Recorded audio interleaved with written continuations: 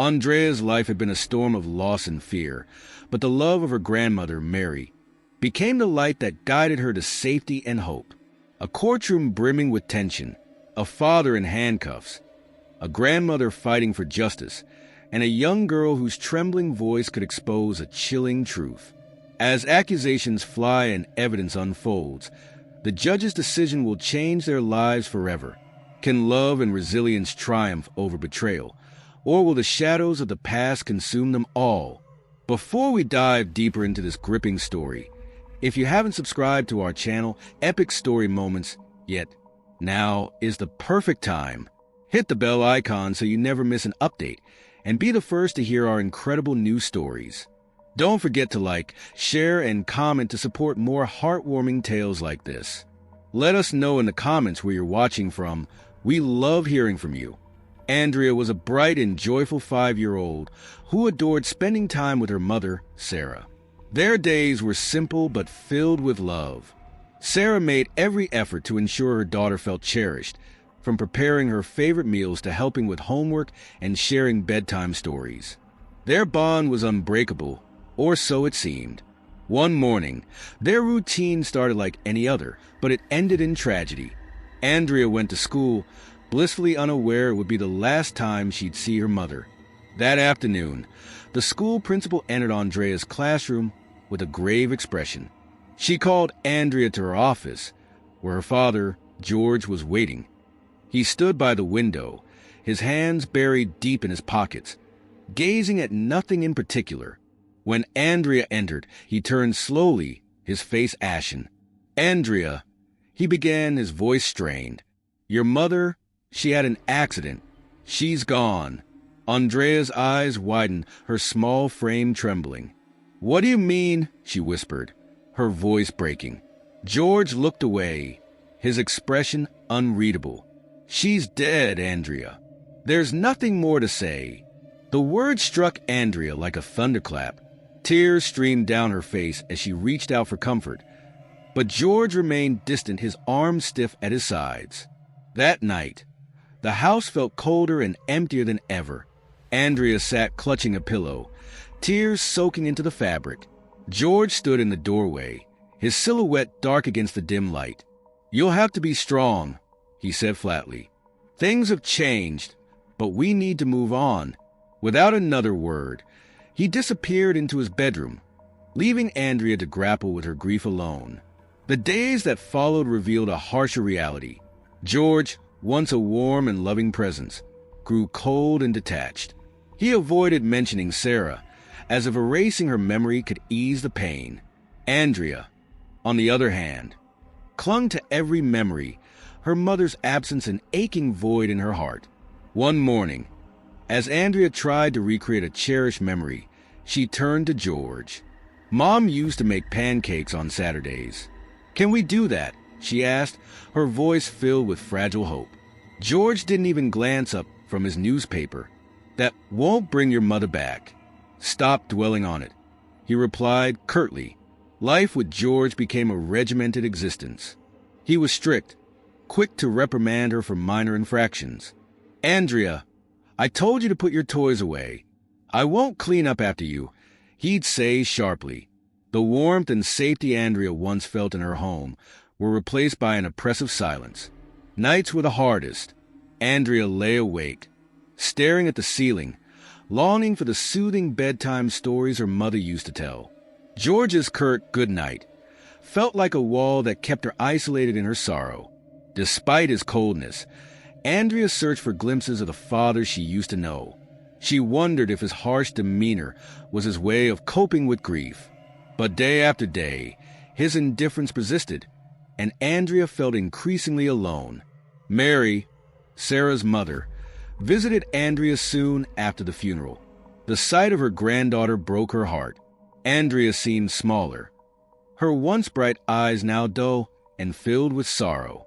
The house, once a lively sanctuary, was now cold and disorganized. Mary could feel the weight of Sarah's absence in every corner.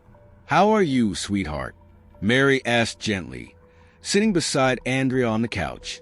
Andrea shrugged, her gaze fixed on the floor. "I'm fine, Grandma," she murmured, but her voice betrayed her. Mary held Andrea's hand, noticing its chill. "Are you eating well? You've gotten so thin," she pressed, her voice filled with concern. Andrea nodded silently, but her frailty told Mary the truth.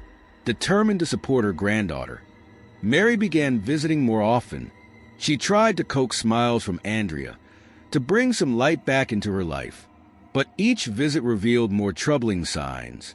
Andrea was withdrawn, her small body tense with anxiety. George, on the other hand, grew increasingly irritated by Mary's presence. "She's fine, Mary. Stop coming over so much," he said one day, slamming the door behind her. Mary ignored his protests.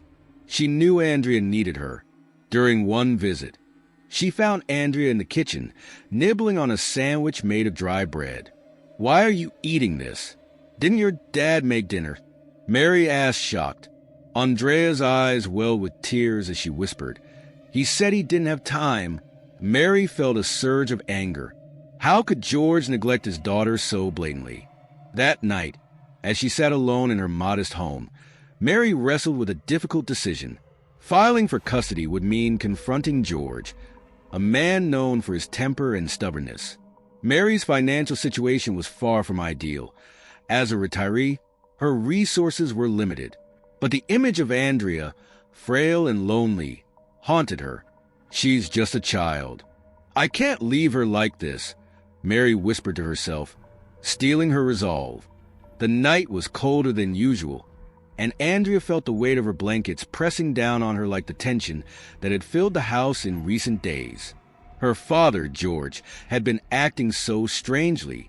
His abrupt kindness, the unexpected shopping trips, and his overly cheerful demeanor all felt foreign and unsettling.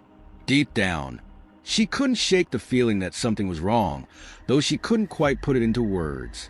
That night, as the house fell into its usual oppressive silence, Andrea struggled to find sleep. Suddenly, faint voices drifted through the stillness. Startled, she sat up in bed, her heart beginning to race.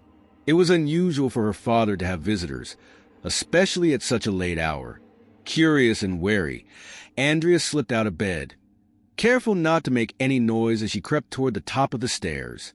From her perch, she could see a sliver of light spilling into the darkened hallway and hear her father's low, urgent voice from the living room. "I need this to look real, you understand?" George's words were sharp, his tone carrying a sense of desperation Andrea had never heard before. Another voice replied, muffled and unfamiliar. Andrea pressed her ear closer to the wooden railing, her breath catching in her throat. "If Mary wins custody, I'm finished," George continued, his voice tense. "She can't take Andrea. I can't lose this. The money that comes with her." Andrea froze, the blood draining from her face. Money? What money? Her mind reeled as she tried to process the meaning behind her father's words. A heavy silence followed, broken only by her father's pacing footsteps. She dared to peek through the banister, catching a glimpse of George's shadow moving back and forth like a predator circling its prey. "I've already planted stories about her instability," George said, his voice steadier now, almost smug. "But I need your help with the documents. It has to seem like she's completely unfit to care for a child. She's old, frail, and Andrea will only suffer with her." Andrea clenched the wooden rail, her small hands trembling as tears pricked her eyes. The words felt like daggers piercing her heart. Her grandmother, her sweet, caring grandmother who had done nothing but try to make her feel loved, was being painted as incapable. George's plan wasn't just about keeping Andrea. It was about control, manipulation, and greed. The other voice murmured something inaudible, prompting George to let out a humorless laugh. "No one's going to believe I'm the problem here," he said confidently. "I'm her father, after all." Andrea's vision blurred as tears streamed down her face. She had always known her father was distant, but she had never imagined he could be so calculating, so cold. For a fleeting moment, she thought about storming down the stairs, confronting him, and demanding answers. But fear rooted her to the spot. What if he lied? What if he twisted her words and claimed she had misunderstood? She realized she needed proof, something undeniable to expose his lies. Quietly, Andrea retreated to her room, closing the door softly behind her. She leaned against it, her small frame trembling as she tried to gather her thoughts. The truth of her father's actions loomed heavy in her mind. It wasn't just about her anymore. It was about protecting her grandmother, the only person who truly cared for her. Andrea wiped her tears and took a deep breath, her resolve hardening. She didn't know how yet, but she was determined to find a way to reveal the truth. Until then, she would have to endure the facade her father was putting on and act as though she didn't know what he was hiding. For now, she would wait, bide her time, and find the courage to fight for the life her mother would have wanted her to have. Andrea sat on her bed, hugging her knees as tears streamed down her face. The weight of her discovery pressed heavily on her chest, leaving her breathless. Her mind replayed every interaction with her father in recent weeks. The gifts, the forced smiles, the outings that seemed more like performances. The truth was clear now. It was all a carefully crafted facade. Her voice trembled as she whispered to herself, "He doesn't care about me. He only cares about what's best for him." Her sobs grew louder, her heartbreak echoing through the quiet house. That night, sleep eluded her. Her father George's words kept ringing in her ears. Memories of her grandmother Mary surfaced. Her unwavering love and selflessness, her warm embrace and soothing promises. Even with so little, Mary had given Andrea more care than her father ever had. Andrea clenched her fists, her heart aching as the realization settled in. Mary was the only one who had truly protected her, and now it was Andrea's turn to protect Mary. But the thought of standing up to George sent a wave of fear coursing through her. The next morning, the house was cloaked in its usual silence. George acted as if nothing had happened, going through the motions of preparing breakfast with his characteristic detachment. "Did you sleep well, Andrea?" he asked, his eyes fixed on his phone rather than her. Andrea simply nodded, masking the storm of emotions swirling within her.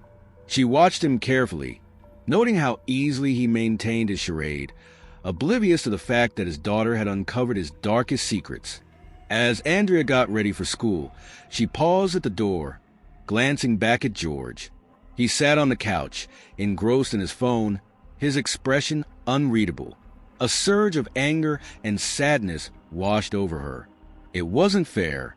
It wasn't fair that he could manipulate everything so effortlessly while Mary, the only person who genuinely loved her, had to fight against so many lies. Andrea's heart sank, but her resolve hardened. She had made her decision. She would tell the truth, no matter the consequences, even if it meant facing the man who now felt like a stranger.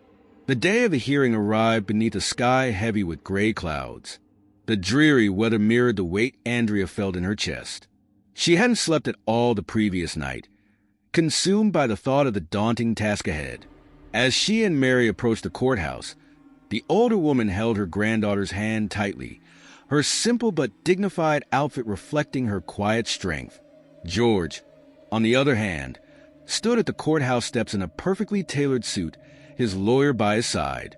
His expression exuded confidence, his smile rehearsed and insincere. Andrea looked away, disgusted by his facade, but deep down, she felt a flicker of hope. Today, she would expose the truth. Inside the courtroom, the air was suffocating. Mary sat beside Andrea, her arm wrapped protectively around the girl's shoulders. George sat on the opposite side, his posture rigid, his eyes darting between the judge and the audience. When his lawyer began to speak, the room fell silent. "My client, George, is a dedicated father who has taken on all responsibilities since the tragic loss of his wife. He provides his daughter, Andrea, with a stable and secure environment, whereas Mrs. Mary, regrettably, lacks the necessary resources to care for her granddaughter." Mary flinched at the words but maintained her composure. When it was her turn, she rose with quiet dignity. "Your Honor, I love my granddaughter more than anything in this world. I may not have wealth, But I have something far more valuable: love, dedication, and the will to protect her. Since my daughter's death, Andrea has lived in an environment of coldness and neglect. She deserves a home where she feels safe and loved." George's lawyer countered quickly, his tone sharp. "Your Honor, with all due respect, Mrs. Mary is of advanced age and lacks both the financial and physical means to care for Andrea. Furthermore, we have evidence that she has interfered in the relationship between father and daughter." George seized a moment to stand, his voice steady and convincing. "I only want what's best for my daughter. I've done everything I could for her. It's heartbreaking to see my mother-in-law doubt my abilities as a father." Andrea clenched her fists under the table, her stomach churning with anger. The lies were piling up, and no one seemed to notice. With trembling hands, she pushed back her chair and stood. "Daddy is lying," she said, her voice small but firm. The room fell silent, all eyes turning to her. The judge leaned forward, her expression gentle but curious. "Andrea, do you want to say something?" George's face turned pale. "Andrea, sit down. Don't say things you don't understand," he ordered, his voice harsh. "Let her speak," the judge interjected firmly, silencing him with a raised hand. Andrea swallowed hard, her heart pounding in her chest. "He doesn't care about me," she began, her voice trembling but gaining strength. "He never did. All he cares about is the life insurance money, the money that was supposed to be for me after my mom died. He wants it all for himself." The courtroom gasped, whispers spreading like wildfire. Andrea continued, her words tumbling out in a rush. "I heard him talking on the phone. He said he needed to get Mom out of the way because she controlled the insurance. He sabotaged her car. He made it break on purpose. He's the reason she's gone." George shot to his feet, his face red with fury. "This is absurd. She's just a child. She doesn't know what she's talking about." "Silence, Mr. George," the judge commanded, her voice cold and authoritative. She turned back to Andrea. "Is there anything else you'd like to share?" Andrea nodded, tears streaming down her face. "Check his phone. He planned everything. The calls, the messages. They'll prove I'm telling the truth." The bailiff confiscated George's phone, despite his protests. The evidence, when presented, was damning.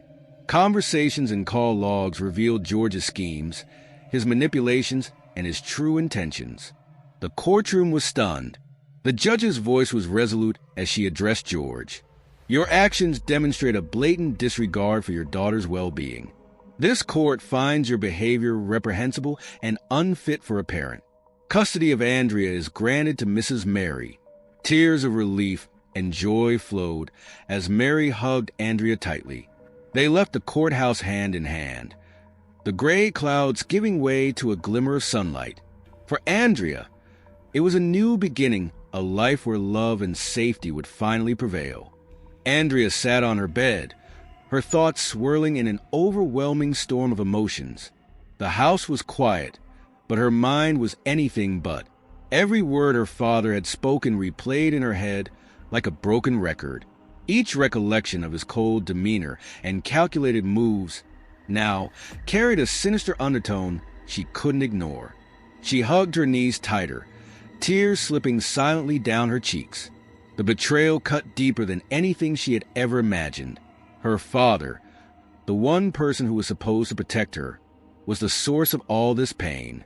Her resolve hardened as she thought about her grandmother, Mary. For years, Mary had been her source of warmth, love, and understanding. Even with so little, Mary had given Andrea more than her father ever had. It wasn't about wealth or status. It was about care and honesty. Andrea wiped her tears, her hands trembling. She had to do what was right, no matter how terrifying it seemed. The day of the hearing arrived. The courthouse loomed large and imposing under a sky heavy with gray clouds. Andrea clutched Mary's hand tightly as they climbed the steps, her heart pounding in her chest. Mary gave her a reassuring squeeze.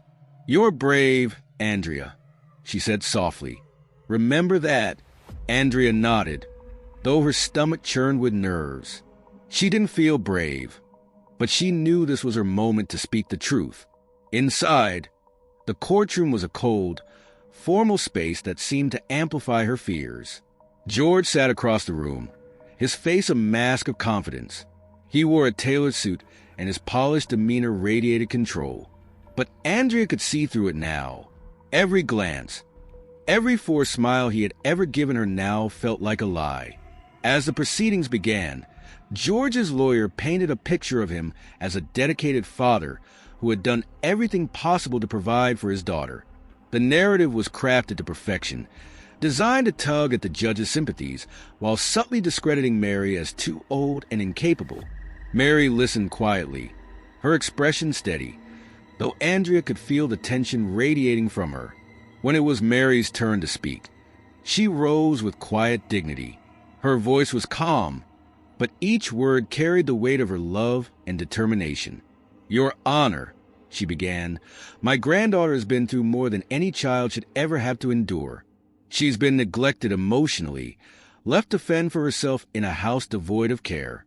I may not have much, but I can offer her something far more important than money. A home where she feels safe, valued, and loved." Andrea's chest tightened at her grandmother's words, but the opposing lawyer quickly countered, questioning Mary's ability to provide a stable environment. George then stood, his voice calm and measured. "I only want what's best for Andrea," he said. "It pains me to see these accusations, but I've done everything in my power to ensure her future." Andrea couldn't stay silent any longer. Her hands shook as she stood. "That's not true," she said, her voice breaking but growing steadier with each word. The courtroom fell silent, all eyes turning to her. "He doesn't care about me. He never did. He's the reason my mom is gone." The judge leaned forward, her expression both gentle and serious. "Andrea, these are very serious accusations. Are you sure about what you're saying?" Andrea nodded vigorously, tears streaming down her face. "I heard him say it. He was on the phone laughing. He said he didn't have to worry about Mom anymore, that everything was settled, and now he wants to do the same to me. He wants to take everything that was meant for me." Her voice cracked, but she forced herself to continue. "Check his phone. The proof is there." The room erupted in murmurs as the judge ordered George's phone to be confiscated. Despite his protests, the evidence was retrieved. Messages and call logs revealed the extent of his manipulations, his greed, and his role in orchestrating the accident that had taken Sarah's life. The judge's voice was firm as she announced her decision. "In light of the accusations and the evidence presented, I am ordering Mr. George's preventive detention to ensure the integrity of this investigation. Furthermore, Andrea will be placed under the temporary guardianship of her grandmother, Mary, until a final decision is reached." George shot to his feet, his face red with anger. "This is outrageous. I'm her father," he shouted, but the court officers quickly restrained him. As he was led away, he cast a final, desperate glance at Andrea, his expression a mix of fury and something darker. Andrea turned away, gripping Mary's hand tightly. The ride home was quiet, the city lights blurring past, as Andrea stared out the window. When they arrived at Mary's modest home, a sense of warmth enveloped her. The house wasn't grand, but it felt safe, filled with the kind of love she had missed for so long. Mary showed her to a small room she had prepared. Its simple furnishings made cozy with a soft quilt and an old lamp casting gentle shadows on the walls. "It's not much," Mary said, brushing Andrea's hair gently, "but it's yours. You're safe here." Andrea smiled through her tears, the first genuine smile in what felt like forever. For the first time in years, she felt free to cry without fear, her grandmother's arms around her as a comforting shield. The days that followed were filled with small, steady steps toward healing. Mary worked tirelessly to create a sense of normalcy, cooking meals, helping with homework, and sharing stories about Andrea's mother. "This was one of your mom's favorite stories," Mary said one night as she read from an old book. Andrea listened intently, feeling a deep connection to her mother through these shared memories. Though the battle was far from over, Andrea felt a newfound strength. Each court letter and update on the investigation reminded her of the long road ahead, but she was no longer alone. Mary's unwavering support and love gave her the courage to keep going. Together, they faced each day with hope, knowing that no matter how dark the past had been, a brighter future awaited. The courtroom was packed with a palpable tension, every face a mixture of anticipation and unease. Andrea sat quietly beside her grandmother, Mary, who held her hand tightly, her grip a silent reassurance that they would face this together. Despite the warm morning sun, Andrea felt a chill deep inside her, a mixture of fear and determination as they waited for the final hearing to begin. George entered the courtroom, handcuffed and escorted by 2 officers. His face was pale, his once confident demeanor reduced to a fragile arrogance. When his eyes briefly met Andrea's, a shiver ran through her. She quickly looked away, focusing on the steady presence of Mary by her side. Mary's face was a portrait of quiet strength, her gaze fixed ahead, determined to see justice served. The judge's entrance commanded immediate silence. Her voice, firm and unwavering, filled the room as she outlined the purpose of the hearing. The charges against George were severe, and the custody battle for Andrea had reached its climax. As the judge reviewed the case files, Andrea glanced around the room. George's lawyer seemed uncomfortable, his usual bravado replaced by a nervous energy. In contrast, Mary's volunteer attorney exuded calm confidence, ready to counter any argument with unshakable resolve. George's lawyer was the first to speak, his tone carefully modulated to evoke sympathy. "Your Honor," he began, "my client is not a perfect man, but he is a father who loves his daughter. He seeks a second chance to prove himself capable of providing her with the care and stability she deserves." As he spoke, he occasionally glanced at George, attempting to project an image of remorse and paternal concern. "Furthermore," the lawyer continued, "the allegations against my client lack concrete evidence. We cannot condemn a man based on assumptions and circumstantial claims." Mary's breathing quickened as the lawyer pressed on, but her resolve did not waver. When it was her turn, Mary stood with quiet dignity, her composure reflecting the weight of the truth she was about to share. Her lawyer presented the evidence with precision, starting with financial records that showed George had attempted to alter the life insurance beneficiaries mere days after Andrea's mother's tragic death. "Your Honor," he explained, "the timing of these actions raises significant suspicion. Additionally, a forensic examination of the vehicle revealed signs of deliberate tampering, suggesting foul play." Finally, it was Andrea's moment. Her small frame seemed to grow as she stood, her trembling hands belying the courage it took to speak. The courtroom held its collective breath as she began.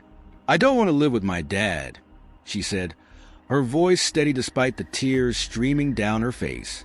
"He never cared about me or my mom. All he wanted was money. I heard him on the phone.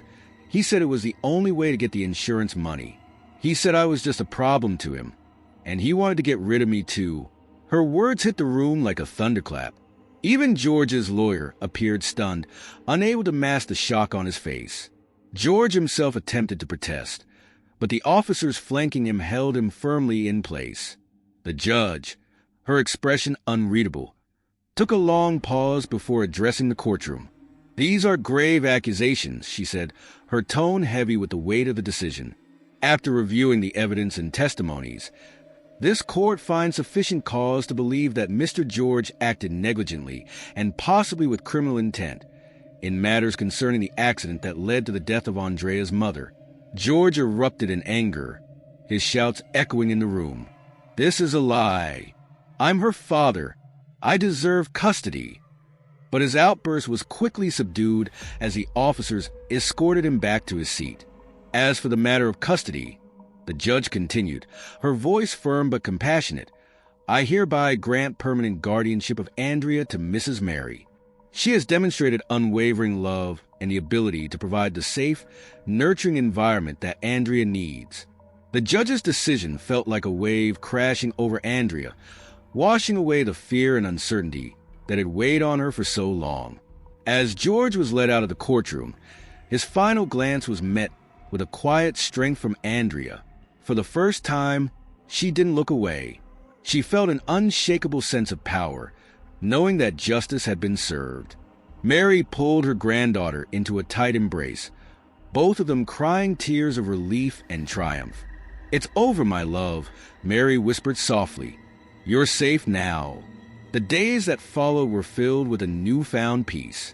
Andrea, though haunted by memories of her father's actions, began to feel a lightness she hadn't known in years. Mary worked tirelessly to create a warm, stable home for her granddaughter, filling their days with small acts of kindness and normalcy. Andrea's room was simple but cozy, a space where she could finally feel secure. Mary's strength and love became the foundation for Andrea's healing. Together, they started a new chapter, one built on trust, resilience, and the promise of better days ahead. Despite the challenges that still lay in their path, Andrea found hope in the unwavering support of her grandmother and the courage she had discovered within herself. For the first time in a long time, she allowed herself to believe in a future filled with love and possibility. The modest house welcomed them back, but this time it felt entirely transformed. The walls, once witnesses to their pain and uncertainty, now seemed to radiate warmth and safety. Andrea walked through the door, feeling a sense of peace she had almost forgotten existed. The shadows that had loomed over their lives seemed to have lifted, replaced by a horizon brimming with quiet hope. Mary, ever resilient and determined, set to work creating a space that would nurture this newfound peace. Mary's first task was to transform a small, underused room into a sanctuary for Andrea. She painted the walls in soft, comforting hues, selecting colors that brought light into the space. She adorned them with delicate decorations and drawings that echoed the carefree childhood Andrea deserved. On the desk, Mary carefully placed a framed photo of Sarah, her smile eternal and full of love. Standing beside Andrea, Mary rested a hand on her shoulder and said, "So you'll always remember how much she loved you." Andrea nodded, her gaze lingering on the photo, her heart heavy yet comforted by the tangible reminder of her mother's love. Though the weight of the past still lingered, Andrea slowly began to open her heart to this new chapter. Her days took on a gentle rhythm. She started attending a new school where the children greeted her with genuine kindness. One afternoon, a classmate remarked with a cheerful smile, "You're Mrs. Mary's granddaughter, right?" "She's so sweet." Andrea couldn't help but smile, a flicker of pride warming her heart at the mention of her grandmother. At home, Mary made it her mission to fill their days with simple, meaningful moments. Every evening, they shared meals together at the kitchen table, talking about Andrea's day. These small rituals became the foundation of their healing. At night, Mary would read to Andrea from old books that Sarah had once loved. "This was one of your mom's favorite stories," she would say softly as Andrea listened, clutching a teddy bear her mother had given her long ago. These moments became a bridge between the painful past and the hopeful present, binding them together in love. One sunny afternoon, as they worked in the garden, Andrea paused and asked, "Grandma, do you think Mom can see us?" Mary straightened, brushing a strand of hair from her face. "I believe she can, sweetheart," she replied, her voice steady with conviction. "And I think she's very proud of you. You've been so brave." Andrea's eyes filled with tears, but before they could fall, Mary enveloped her in a warm embrace. "We're together now, and that's what matters," she whispered, her words a balm to Andrea's soul. The most magical moment came when Mary decided to take Andrea to a park Sarah had loved. It was a simple place with towering trees, an old swing, and a grassy field, but to Andrea, it felt like a portal to her mother's presence. "Your mom loved coming here," Mary said as they arrived. She said it made her feel connected to life. Andrea ran across the field, her laughter filling the air, unburdened for the first time in what felt like an eternity. Mary watched from a bench, her heart swelling with joy and relief. The sight of Andrea's carefree smile was a gift, a testament to their resilience. As Andrea played on the swing, Mary found herself lost in memories of Sarah, but they no longer brought only pain. Now, they were reminders of love and the strength it had given them. When Andrea returned to her, breathless and beaming, Mary cupped her granddaughter's face in her hands and said, "You're my strong girl. Never forget that." Andrea looked up, her eyes shining with a mix of gratitude and admiration. "You're strong too, Grandma," she replied earnestly. "Stronger than anyone I know."